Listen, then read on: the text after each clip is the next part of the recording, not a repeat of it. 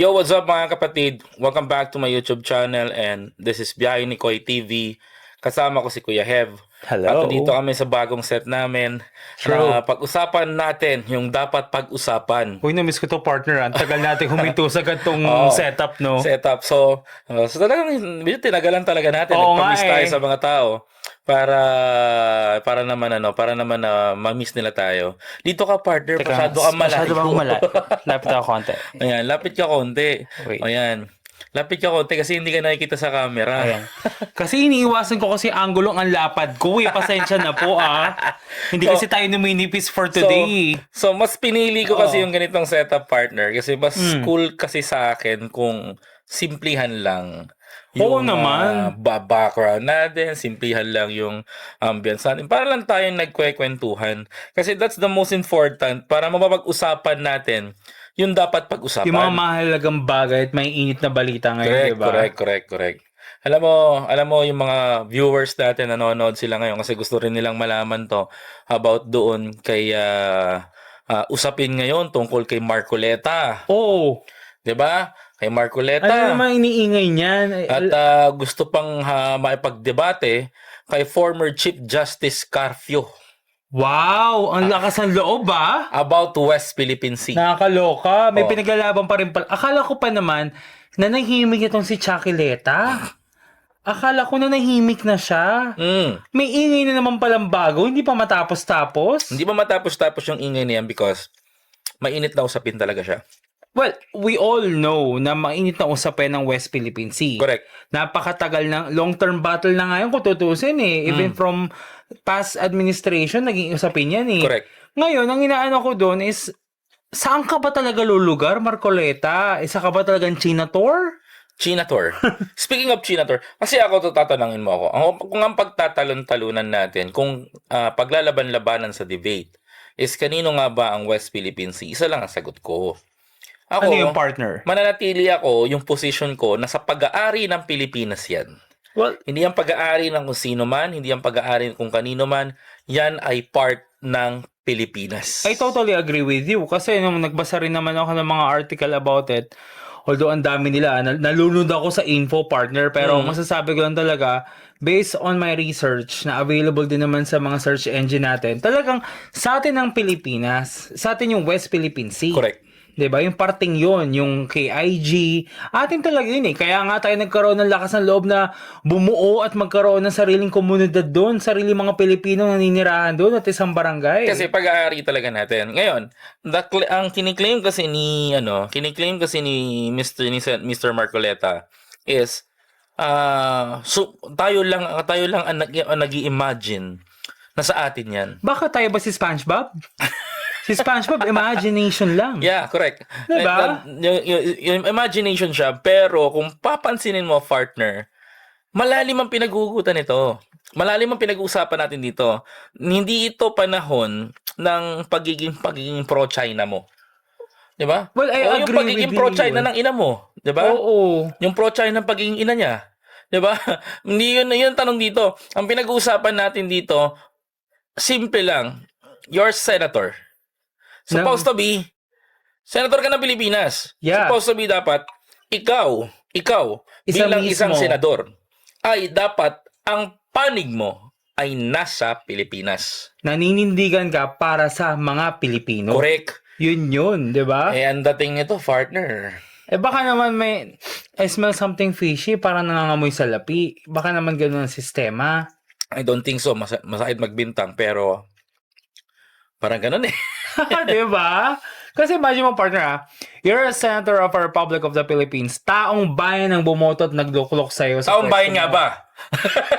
Well, actually, Taong bayan nga ba? Hindi ko siya binoto. Taong bayan mamoto talaga. Ayun din ang tanong ko eh. Kasi, Diba? if you are for the Filipino people, supposed to be, ipaglalaban mong soberenya ng Pilipinas. Tama! Pero ang nakikita kasi ng tao ngayon, parang binebenta mo. Binebenta mo. Ang pinakamatinding sinasabi niya kasi ngayon, alam mo kung ano, partner? Ano? Matinding sinasabi niya ngayon. Lahat ng words na binibitawan niya sa Senate ngayon, is hindi favor sa tao, favor sa China. alam mo, hindi lang doon ako doon naguguluhan, partner eh. Mm. Lahat ng sinasabi niya sa media, sa Senado ngayon, is anytime, binabawi rin niya. Parang atras, parang urong-sulong yung mga statement niya eh, na Ito na nga hindi yun. naman daw yun yung punto niya. No, I don't want to use these words, but nanggaling na to doon sa mga sa mga matataas pa sa atin. Yeah. No? Meron tayo ngayon mga modernized fake news peddler. Well, They use the word, they are modernized fake news peddler. Hindi lang basta troll, kasi politiko na rin sila. Okay. Politiko na rin sila na pumapanig sa isang naratibo ng isang gustong umagaw o kumamkam ng ating lupain. At ngayon, maliwanag na sinabi ni Commodore J. Tariela, partner, na eto ngang si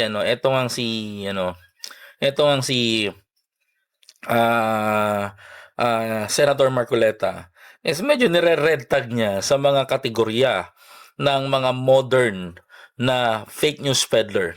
Natataka ba biglang statement siya bilang babawi? Yun nga eh. Nakakaloka, diba? Babanat siya bilang babawi. Diba? Hindi ko alam kung kanino ka nagpapa-impress, but I think mga kababayan, kayo na lang ang bahalang kayo na lang ang bahalang humusga kung kanino siya nagpapa-impress eh. Kanino siya nagpapa-impress, kanino ka ba nagpapalawig ng kakayanan mo, and yun din ang gusto namin malaman. Kasi kung if you are pro-China, doon ka sa China tumakbo. Doon ka sa China manirahan. Doon ka mamerwisyo. Kasi kung tutusin, nakaka-perwisyo yung nangyayari yung ginagawa niya yan eh. Hindi siya stable. 'Di ba? Hindi siya naninindigan para sa Pilipinas at para sa mga Pilipino. Kasi if you are for the Filipino people, no matter what happened, that is our sovereign. Oo, sovereign natin yan eh. Yung pinag-uusapan dito, atin, hindi sa China, hindi kung kanino. Hindi kung kanino man. Kaya sa debate nila ni Chief Justice Carpio, may tulog si Marcoleta. Ako na nagsasabi, partner, may tulog at may tulog siya dito. Nangyari siya dyan. Ayoko mang panalangin na huwag siya magising, pero sige na nga, may tulog siya. Naku, teka, sorry po, wala kaming wood dito. Diba? Kasi yung talaga sasabi ko, partner, may tulog siya talaga doon. Hindi basta-basta ang kalaban yan. Totoo. Pagdating sa debate si Chief Justice Carpio. Yeah. Parang abogado at ang hukom. Ang kakalabanin mo. Hindi porke senador ka, ordinaryo. At hindi porket abogado ka, 'di ba? Kakayanin mo at kakalabanin mo. Remember, mas mataas pa rin yan sa'yo. Correct. 'Di ba? Baka naman partner, nag-aabogado siya. Nag-aabogago. Hindi, sorry. Hindi, ako napapansin ko, nag-aabogado siya sa katulad ng Diskaya. Well, I Gusto agree. niyang magkaroon ng witness protection program. Oo. Ngayon naman,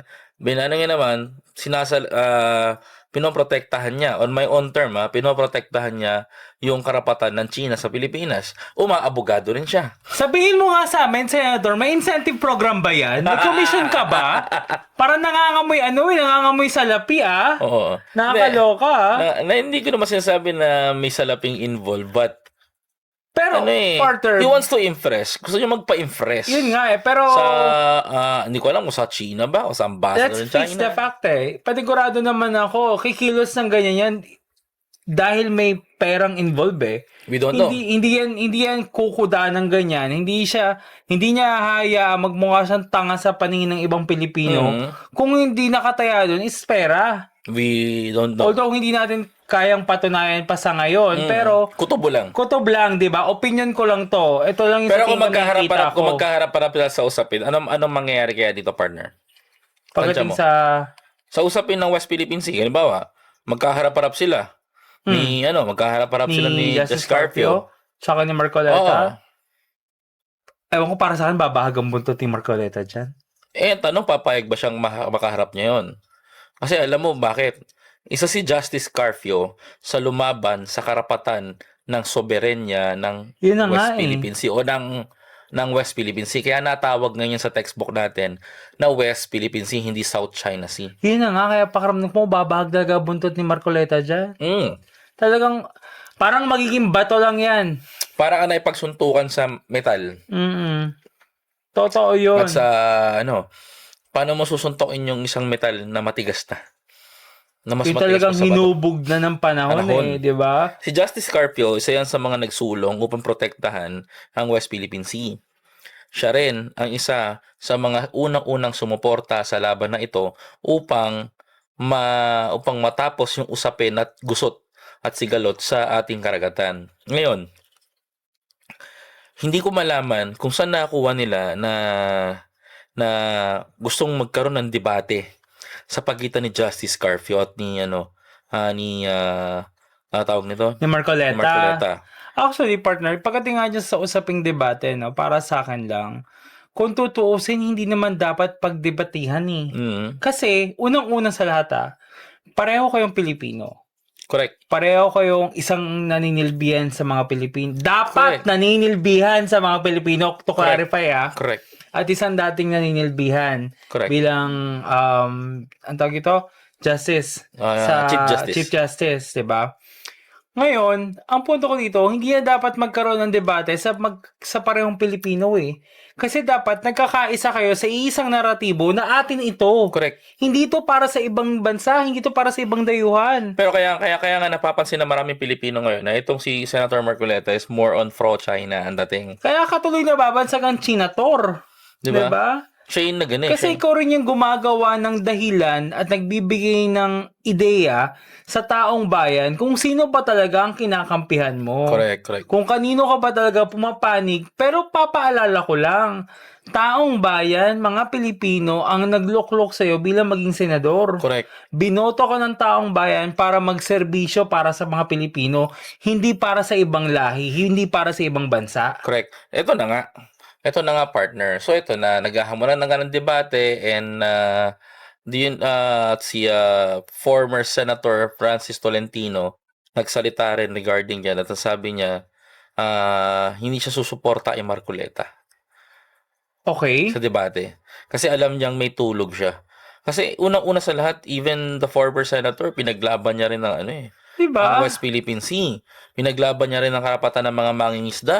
Pinaglaban niya rin. Hindi tayo maninindigan sa alam natin na hindi naman talaga sa atin eh. Kaya tayo naninindigan dito sa soberanya ng Pilipinas pagdating sa usapin ng West Philippine Sea. Ng KIG. Ng KIG, ng Kalayaan Island Group. Island Group. Kasi alam natin sa atin yun eh. Correct.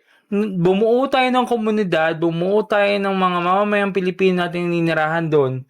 Nangingisda, naghahanap buhay, tapos sabihin mo na lang basta-basta, ibibigay na lang natin sa China. So, That's stupidity. Yan ang hirap sa mga Nagtataka tuloy ako, binoto ba talaga ng taong bayan to eh. Kasi kung ganyan ang mindset ng mga DDS, Kawawang nabumoto bansa. kayo, kawawang bansa natin. Kawawang So, ibig sabihin Pilipinas. ito, tapon na rin. Tapon na rin. Ay, malaki ang posibilidad na ang Pilipinas baka maging probinsya na lang talaga ng China. Yun ang nakakatakot. Diba? Come to Yun ang think of it, nakakatakot. partner kung ito pa lang, West Philippine Sea, KIG, yan pa lang ang nasa usapin ngayon na matagal nang pinaglalabanan pa kahit na alam nating atin. Correct. Nakikita na ng taong bayan kung sino ba talaga ang para sa Pilipino at sino kung ba talaga sino ang ang para sa ibang Manlahi. lahi at iisang pamilya lamang. Correct. Diba? So nakakatakot. So ito na partner. Kung ibinoto to ng mga Duterte, so ibig sabihin na nun, they are favor na maging probinsya tayo ng China. So gugustuhin nyo na sakupin tayo ng China? Kasi si Sara Duterte, alam nyo, si Sara Duterte pag usapin KIG, tahimik. tahimik yan, hindi magsasalita sa usapin ng Tamay KIG. nga si Gaga di ba? Kasi alam mo to, pansinin mo, ba't hindi sumasagot si Sara Duterte sa usapin ng West Philippine Sea? Nagkaroon na tayo ng problema doon sa usapin na yon. At pinagkaguluhan na nga ng ating mga sundalo yan. Pero wala siyang imik, wala Walang siyang imik. kibo. There is a time na merong namatay na putulan ng daliri. O nanahimik lang din siya. Mm. Bakit? Tapos, napapansin ko, pagdating sa usapin na yan, laging sinasalba ni Marcoleta si Sara. Yan nga. Oh, hindi mo napansin yon. Yun na nga partner Kaya nga parang ang lumalabas nga, si Marcoleta ang tagapagsalita ni Sara pagdating sa usapin ng West Philippine Sea. Ngayon, doon ako nagtataka. Bakit si Marcoleta nagsasalita? Yun nga. Bakit siya at hindi si Sara? Kasi ganito supposed to be if you are vice president and you are running for presidency sa 2028, Good luck. excuse me, hindi lang good luck. it is a bad luck for Sara. Tatamaan siya dito. Pinakamalalang tanong sa kanya ng tao, pag pe-presidente ka, paano mo poprotektahan ang ating soberenya? Ang sarili mong bansa. 'Di ba? Di ba? Paano mo poprotektahan yung kapwa mo Pilipino? Yan ang pinaka tanong ng taong bayan. Tatakbo ka sa pagka-presidente sa 2028 at handang-handa kang manilbihan ang sabi mo, pero hindi mo kayang protektahan ang ating soberenya. Totoo. Hindi ka pwede magpresidente para sa akin kung ganun. Oo, kasi Diba? kitang-kita naman natin na kaya hindi rin nagsasalita si Sara sa usapin ng WPS kasi nagkaroon ng strong tie ang tatay niya at ang China during their administration. Correct. Naging kumbaga naging Pero may sinabi siya. yan eh. Pero may sinabi siya, di, resolbahin ko na lang to ng beso-beso? Beso-beso. Shake hands? Another gentleman's agreement. Tantanan mo ako sa katangahan mo, be. Yan na nga eh. Another gentleman's agreement, another ganito, ganyan, and everything. Ginagawa nilang bobo ang taong bayan pag ganyan lagi Correct. sinasabi nila eh. Kasi ganyan-ganyan din ang ginawa ng tatay niya eh. Ginawa niyang tanga ang taong bayan para Sa ipakita sa pangsariling taong bayan interes. na matapang ako, kayang-kaya natin to, re-resolbahin natin to, patayin ko kayo, ganun. Pero at the end of the day, sinong kawawa? The Pilipino. Taong bayan. Pilipino. Pilipino, Mga laging biktima kawawa. ng EJK. Diba? Biktima na lintik na face mask at face shield. Kasama ako dun, putang gala. Naghanap ka ba? Hindi, partner. Hirap na hirap ako magsuot ng face mask tapos facial sabay. Face shield sabay. Di ba? Tapos magko-commute ka pa or magta-taxi ka, init na init ka sa gitna ng araw. Yan yung formally scam. Di ba? So, eto na. Nung nangyari, yung ganyan nung nangyari, bakit ganun? Pagdating sa usapin ng West Philippine Sea, hindi sumasagot si Sara. Pagdating sa usapin ng West Philippine Sea, panayang kabig sa Senado ni Marcoleta. Baka naman tatakbong Vice President yan. Pwede. Baka ito na yung entry ticket niya, partner. Oo. Ay, nag-audition Di ba din. yan? Oh my Oo. God. Sino una nag-audition, partner? Di ba si Quezzo? Si Quezzo, kaso nga Para lang. dun sa impeachment niya, di ba? Kaso nga lang, nalaglag yung Oo. usapin kay Quezzo. Laglag. Sino sumunod? So, hindi siya nag-proceed. Hindi nag-proceed si Quezzo. Ngayon, ang naipit partner is si Quezzo, nababa sa posisyon. Pinalitan ni Tito Soto. Yes. So, nangyari ngayon, mukhang nag-a-audition. Yung tinanggal sa Blue Ribbon. Diyos mio. Talagang talagang makikita mo, partner, na ano ba tingin nyo kay Sara? Buto? Tapos ko yung mga asong ulol na habol, no? Kasi nga, maraming business. Well, totoo Maraming naman business yun ang pwedeng maibalik kapag ang Duterte Partner, yun nga rin na nakaupo. nakikita ko kung bakit hindi nagsasalta si Sara in terms of usaping West Philippine Sea. Correct. Kasi they have a strong tie with China. Correct. With his father, di ba? Correct. Ngayon, pinoprotektahan niya yung integridad na yon, yung sistemang yon, nang sa ganun, in any time, in any moment, magagamit niya for her own gain, di ba? Purposes. Ang nakakatakot dyan, partner, is pag nangyari yung hindi natin inaasahan.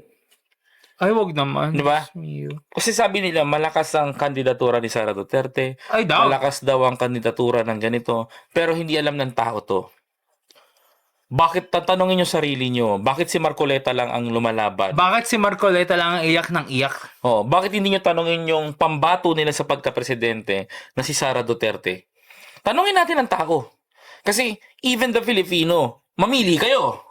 Diba? Mamili ang taong bayan. Actually, ako partner, gustong-gusto kong tanungin kung sakaling magkakaroon ako ng opportunity face-to-face with Sara, anong stand mo sa West Philippine Sea? Correct. Diba?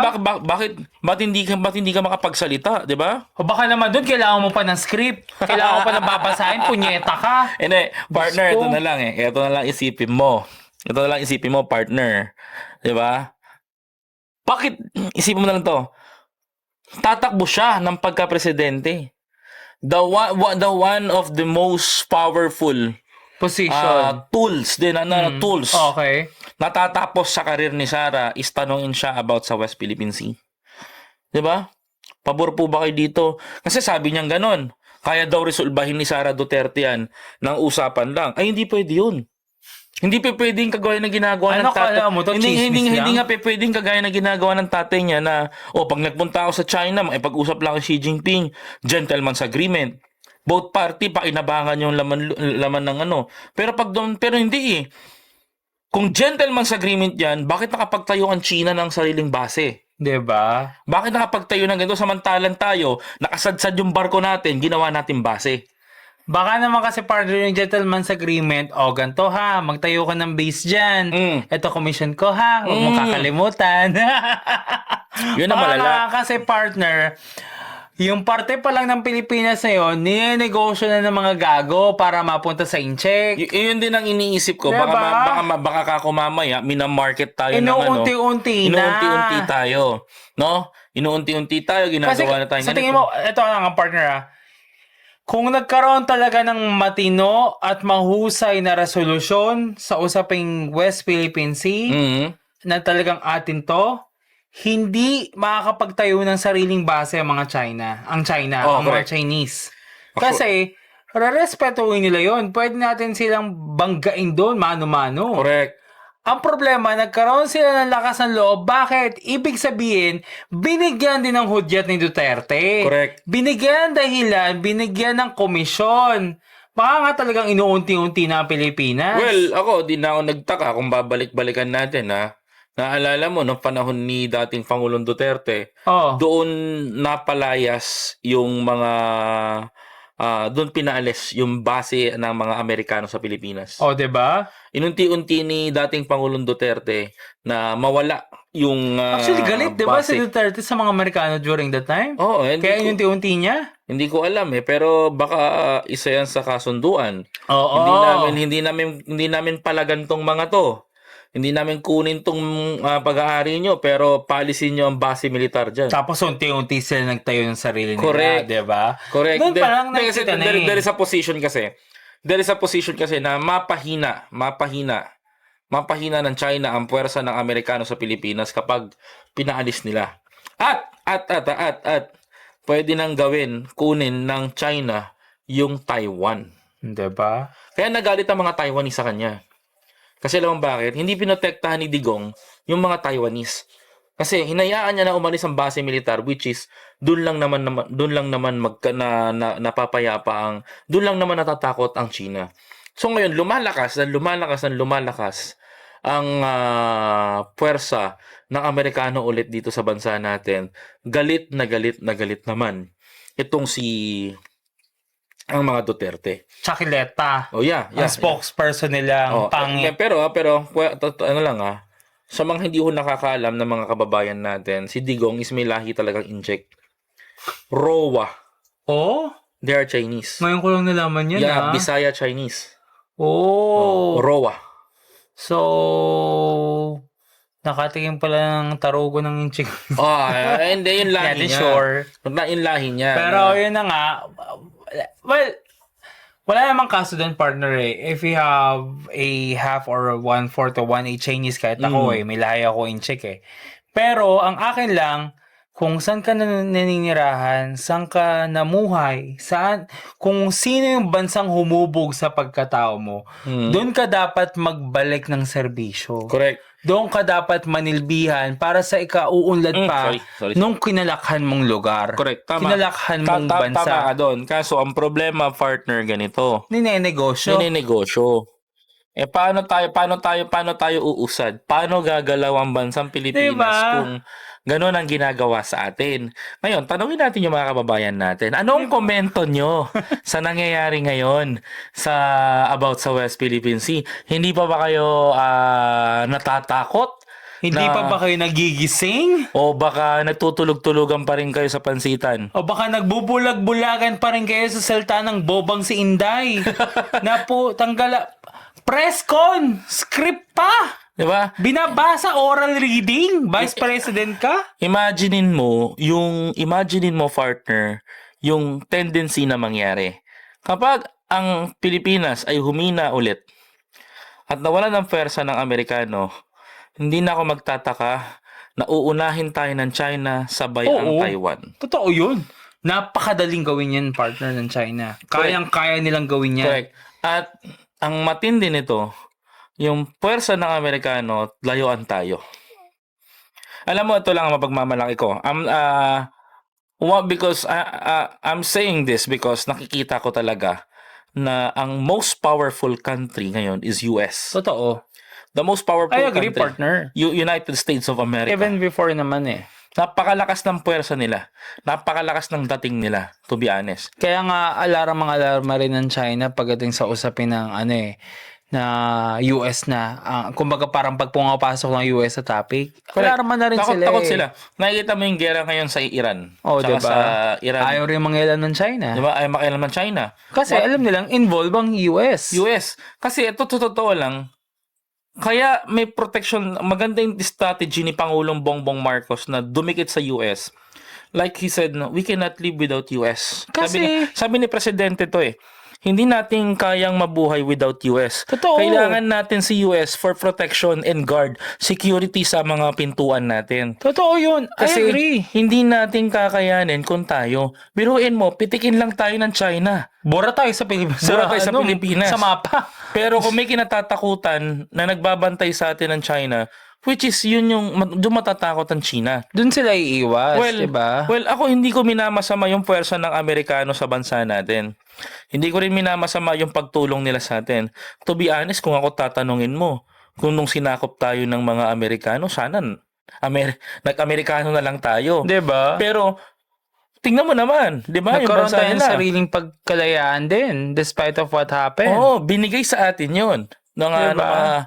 Although meron dong katulad ng mga masalimuot na kwento, pero mas masalimuot pa rin yung sa mga Hapon. Totoo. 'Di ba? Diyan yung mga comfort women. Totoo. Nung panahon naman ng Amerikano, binigyan naman tayo, tinuruan tayo, pinag-aral tayo, binigyan tayo ng panibagong kumbaga, partner knowledge. even sa history, nakaalalay sa atin ng Amerika upang tulungan tayong umunlad. Correct. Hanggang ngayon, let's face the reality. Up until now, up until today, Kung titignan mo kasi, nandyan ang US. kung titignan mo kasi yung istorya, ang Spanish ang ginawa sa atin. Kinolonize tayo ng 400 years. Sinakop tayo, pinagmukha tayo mga bobot tanga, di ba? They call us Indio. Indio, Mangmang. pinakamababang uri ng ng tao. Antas ng buhay ng tao. Indio. Pero they call it in the proper term is mangmang. Mangmang, utak Mangmang mo. ang Indio ang tawag doon. Yun ang tingin sa atin ng Kaya Spanya. nga. So ngayon, nung panahon ng mga Hapon ang tingin sa atin, 'di ba? Tingin sa mga babae, Parausan. comfort women, 'di ba? Sinakop tayo ng mga Amerikano, andyan pa rin yung naging knowledgeable sa atin yung salitang Ingles. Totoo 'yon. 'Di ba? Andyan sa atin naging knowledgeable sa salitang Ingles. At yung ibang mga kababayan natin nakapag-asawa ng foreigner. Na, 'di ba? Mga kauna-una umasenso sa buhay. Mga kauna-una na umasenso sa buhay. Even ito trivia lang yung second wife Oo. ni General Douglas MacArthur was a Filipina. O, 'di ba? Ganong kalakas ang karisma ng Pilipino. Kumbaga, ang lang akin dun, partner, is that even from history, nandyan ang US to help us, yeah, correct. to guide us. Correct. Hindi sila nagkukulang Even sa mga calamity nangungunang US na tumutulong sa atin pagdating sa usaping bagyo, usaping earthquake, even pandemic. Pero tanongin natin, kung magiging presidente si Sara, do you think tutulong pa ulit ang US sa atin? No. At malaking kawalan sa atin yan. Yeah, correct. I agree. Sobra. I agree na malaking kawalan Kasi sa atin. for me, parang I can't imagine the Philippines na mawawala Without ng US. suporta from US. Nalala, pag ito nangyari ito sasabihin ko sa ito, partner, this is the words na medyo malaman. Mhm. Kapag si Sara naging presidente, tatanggalin niya ang EDCA sites. At madali tayong sasakupin ng China. 'Di ba? Si Sara, hindi yan pro-Filipino. She is pro-China. Hindi siya pure actually, Filipino. Ang mga Duterte, Hindi. Like I said, hindi siya pure Filipino. I think lahing pagka-German ito. No? Si Digong, yung tatay niya, may lahing Incheck. Kung titignan mo, hindi to pure Filipino. Pero kung ikaw, maglalagay ka ng presidente, dapat yung qualification, pure Filipino. Born in the Philippines, blood, at dumadaloy sa dugo mo, walang lahing foreigner sa dugo mo. Yun ang pinakamaganda. Ang akin naman, partner, I appreciate the fact kung ano yung mga sinabi mo, no? Mm. Ang akin naman din kasi, partner, in terms of pagdating sa pagtakbo niya bilang presidente, Mm. parang awa mo na eh. Kasi kitang-kita naman natin eh na they are trying so hard para makaupo sa posisyon because of their own personal gain. Sila lang at sila lang din na makikinabang. Just like what happened from the past administration. Mm. So dapat makita na ng taong bayan, ng mga kapwa natin Pilipino na hindi naman talaga ang Pilipinas na nakikinabang sa pagtakbo at sa pag-upo nila, Mm. kundi ang kanilang pamilya lamang. Hindi, sana tumingin na sila ng tao eh. Nakita nyo na ilan lang sa Senado ang totoong tumutulong sa Pilipino. Ang totoong Nagmamalasakit. nanilbihan, nagseserbisyo publiko sa Pilipino. Mas marami doon ang mas inuuna ang negosyo ng pamilya. Sariling Interes. kapakinabangan, interes. Di ba? Marami doon pinoprotektahan yung mga ibang monarkiya. 'Di ba? Di ba? Nakikita nyo yan. Iba doon, tumatakbo lang because of fame. Naglagay pa nga. Showbiz yan. Naglagay pa nga tayo ng tanga eh. 'Di Di ba? ba? Oh. Diyos ko, sa pa yun. Naglagay pa nga tayo ng tanga. Sa pasama Binudol pa tayo ng 2022. Di ba? Kung hindi magsasalita, kundi jujutin ng nasa utak, sabog.